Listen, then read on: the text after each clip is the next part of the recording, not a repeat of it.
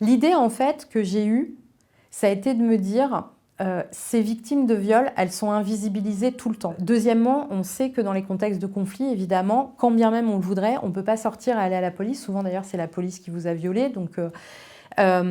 Et elles sont dans des endroits inaccessibles. Donc, je me suis dit, en fait, il faut trouver un système qui permette à ces victimes-là de s'alerter pour qu'ensuite on puisse amener le service à ces victimes-là.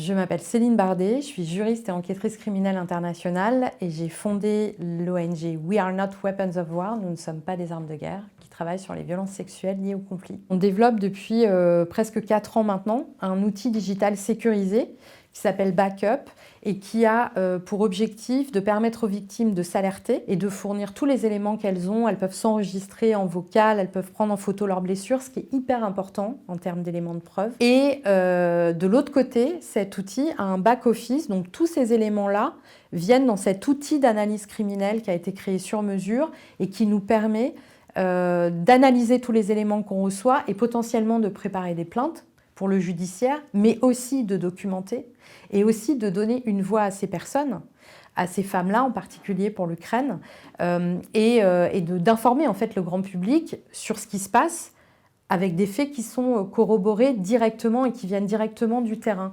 Et Backup, on a une entrée pour les victimes, il y a aussi une entrée pour ce qu'on appelle des tiers, c'est-à-dire toute personne qui a des éléments d'information peut les fournir. Et c'est un outil aussi que les journalistes nous demandent beaucoup, parce qu'il y a beaucoup de journalistes qui se retrouvent en face de victimes, qui vont les interviewer pour porter leur voix et qui ne vont pas savoir quoi faire pour aider ces victimes-là. Donc avec cet outil-là, les journalistes peuvent permettre à cette victime de s'alerter et donc nous de la suivre. Et l'outil permet aussi de coordonner l'assistance pour ces victimes en cas de besoin, que ce soit médical ou autre, psychologique souvent. Et encore une fois, de porter leur voix aussi, parce que moi, ça m'apparaît extrêmement important. Et donc l'idée, c'est qu'ils soient déployés dans le monde entier. Et mon rêve un peu utopique, mais c'est vraiment de dire, aujourd'hui dans le monde, n'importe quelle victime pourra, ne serait-ce que un peu comme ça, mais appuyer sur un bouton et dire « je m'appelle Solange, j'ai été violée et j'existe ». Cette idée, c'est vraiment quelque chose que je porte depuis longtemps. Là, on arrive au bout, parce qu'au bout de 4 ans, il est prêt.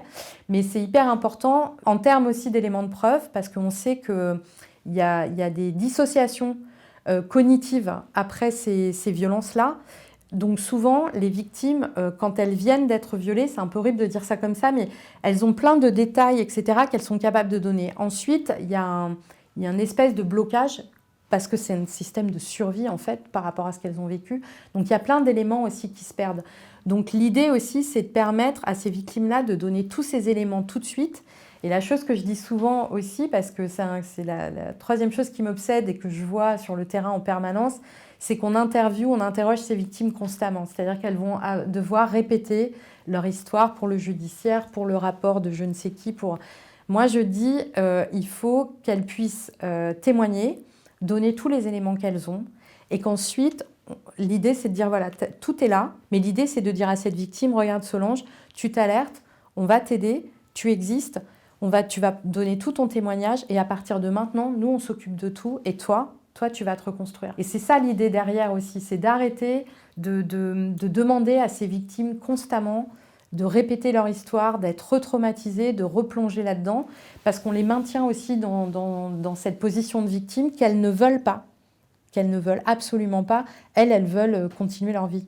La violence sexuelle, déjà, c'est une prise de pouvoir et c'est une humiliation. Et je pense que c'est la meilleure arme, parce que c'est ce qui touche à ce qu'il y a de plus intime. Mais les viols dans les conflits, c'est des viols qui sont commis avec une extrême violence. C'est non seulement le viol, mais c'est aussi, oui, la destruction de l'appareil génital. Donc oui, c'est tuer la matrice, c'est...